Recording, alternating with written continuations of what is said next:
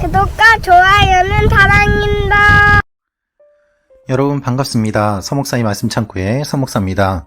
오늘은 누가복음 14장 15절에서 24절 말씀입니다. 오늘 말씀은 예수님께서 혼인잔치의 비유를 말씀하십니다. 하나님 나라가 어떤 곳인지, 구원은 어떤 것인지 주님께서는 오늘 이 말씀을 통하여 우리에게 알려주십니다. 오늘 이 말씀을 통하여서 우리에게 주시는 하나님의 마음을 함께 묵상해 보기를 원합니다. 15절 말씀입니다. 예수와 함께 식탁에 앉은 사람들 중 하나가 이 말씀을 듣고 예수께 말했습니다. 하나님 나라에서 먹는 사람은 복이 있습니다. 예수님께서는 무엇을 말씀하셨습니까? 지금 잔치 가운데서 예수님께서는 낮은 자리에 앉으라고 말씀하셨고, 자기를 높이는 사람은 낮아지고 자기를 낮추는 사람은 높아질 것이라고 말씀하셨습니다. 잔치를 베풀 때에는 장애가 있는 사람들, 가난한 사람들, 보지 못하는 사람들을 초대하라고 말씀하시면서 그때에 하나님의 복이 임하고 하나님께서 갚아주실 것이라고 말씀하고 계셨습니다. 그 이야기를 듣고서 어떤 사람이 예수님께 하나님 나라에서 먹는 사람은 복이 있다고 말을 한 것입니다. 이 말의 의미는 하나님의 구원을 받은 사람은 복이 있다는 의미였습니다. 이 사람의 이 이야기를 듣고서 예수님께서는 조금 더 구체적으로 말씀하십니다. 그것이 16절부터 시작되는 비유입니다. 16절, 17절 말씀입니다.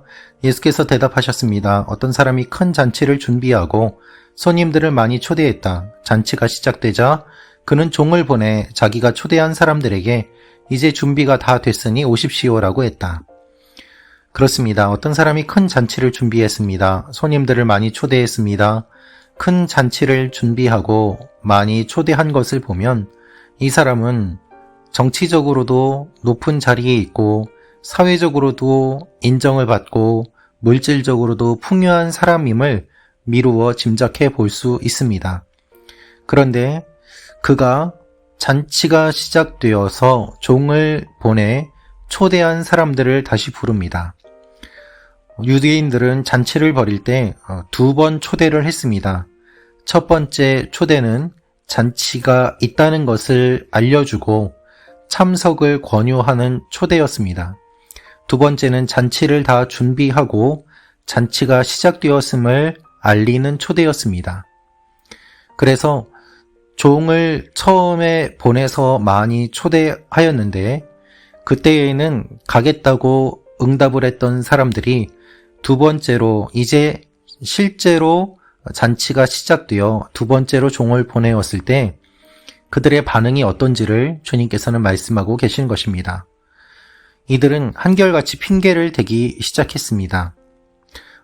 제가 일본에서 사역할 때 보니까 일본에서 결혼할 때도 역시 이와 같은 방식으로 하는 것을 보았습니다. 언제 결혼식이 있다는 것을 알려주고 참석 여부를 묻습니다. 그래야 잔치를 준비할 수 있기 때문입니다. 참석 인원에 맞춰서 음식도 준비하고 선물도 준비하고 여러 가지로 준비할 것이 가능했습니다. 그런데 참석하겠다고 하고 참석하지 않으면 그것만큼 큰 결례가 없었습니다. 또한 참석하지 않겠다고 하고 불쑥 참석하는 것도 예의가 아니었습니다.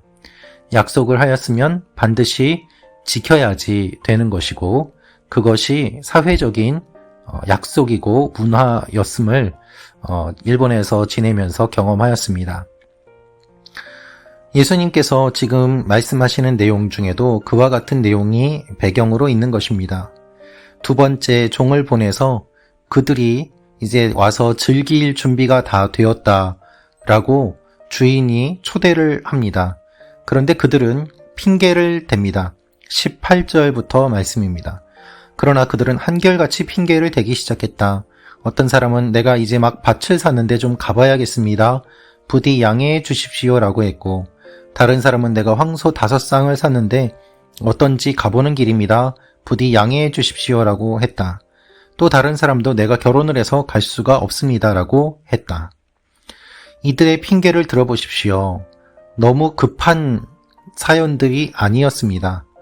충분히 시간이 주어졌던 그 가운데 이들은 핑계를 대면서 밭을 샀고 황소를 샀고 결혼을 하기 때문에 안 된다라고 이야기를 합니다. 그 전에 미리 준비할 수 있었습니다.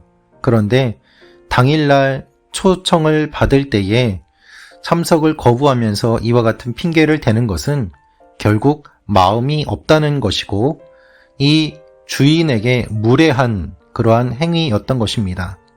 그래서 주인은 화가 납니다. 21절 말씀입니다. 그 종이 돌아와 주인에게 그대로 전했다. 그러자 그 집주인은 화가 나 종에게 명령했다.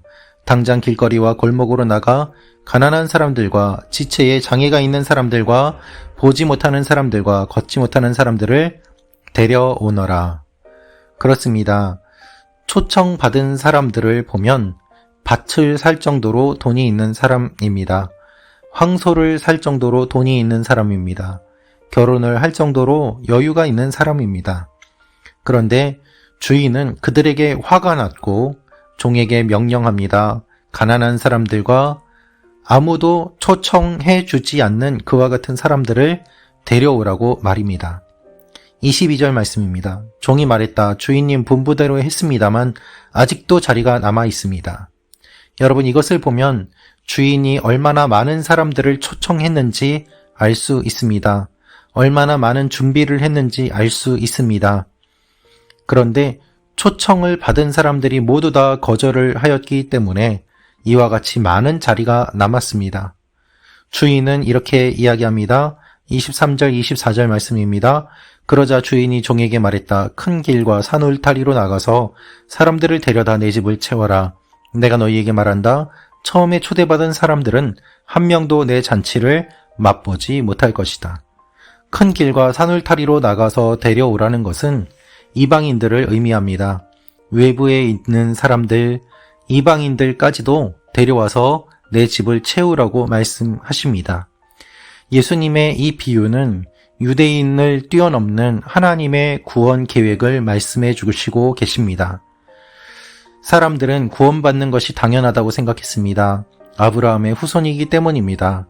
하나님의 약속을 받았기 때문입니다. 그런데 주님께서는 그렇게 생각하고 교만한 사람들은 들어오지 못할 것이라고 말씀하십니다.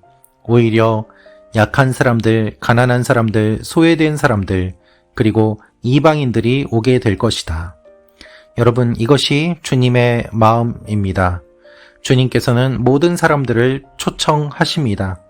그 초청에 응답하고 참여하는 것, 그것이 우리에게 의무이고 또한 약속이고 예의이고 우리가 해야 되는 일들입니다. 여러분, 참석해서 즐기면 됩니다. 잔치 준비는 주인이 다 하지 않습니까? 그런데 그것조차 하지 않으려고 한다면 주인이 화를 내지 않겠습니까? 하나님께서 보시기에 우리에게 구원의 문을 열어주시고 구원 잔치를 준비해 주셨습니다. 그런데 그것에 참여조차 하지 않는다면 하나님의 마음은 어떻겠습니까? 주님은 우리 모두를 불러주십니다. 그래서 하나님 앞에서 우리가 바르게 반응하는 것이 중요합니다. 사람들은 초청을 거부하면서 핑계를 댔습니다. 중요하지 않은 핑계였습니다. 그 내용을 들어보면 어이없는 내용들입니다. 급하지 않습니다. 가장 중요한 것은, 가장 급한 것은 주인의 부름에 응답하는 것이고 잔치에 참여하는 것이었습니다. 여러분, 오늘도 하나님께서 우리를 불러주십니다. 중요하지 않은 것을 핑계대면서 하나님 앞에 나아가는 것을 머뭇거리고 있다면 그것을 내려놓고 하나님 앞에 나아가기를 원합니다. 말씀 참고 가족 여러분 모두가 무엇이 가장 시급한지 기억하고 하나님 앞에 나아가는 일들이 일어나기를 원합니다. 오늘도 주님과 동행하며 하나님의 은혜가 넘치시기를 기도합니다. 기도하겠습니다. 아버지 하나님, 우리를 불러주시는 하나님의 부르심을 가장 급한 것으로 알고 하나님 앞에 응답하며 나아가게 하여 주옵소서. 주님을 사랑합니다. 감사드리며 예수님의 이름으로 기도합니다. 아멘.